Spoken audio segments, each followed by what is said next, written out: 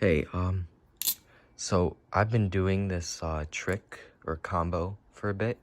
It's this. And I feel like it's a really good way to spice up your fanning game. So yeah, it's a pretty easy trick. You just want to start fanning, stop fanning, throw it on your pointer finger,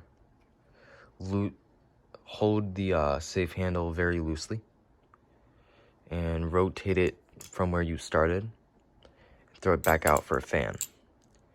It's a really simple trick.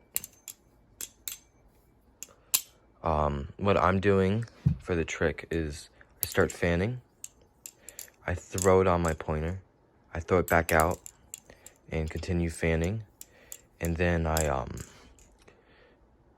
do that trick, that type of fan, and it looks pretty good.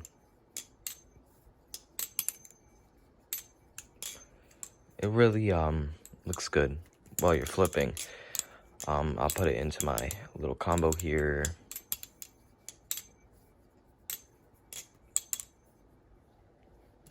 As you can see, it looks pretty clean. And yeah, I just thought it was a pretty cool combo.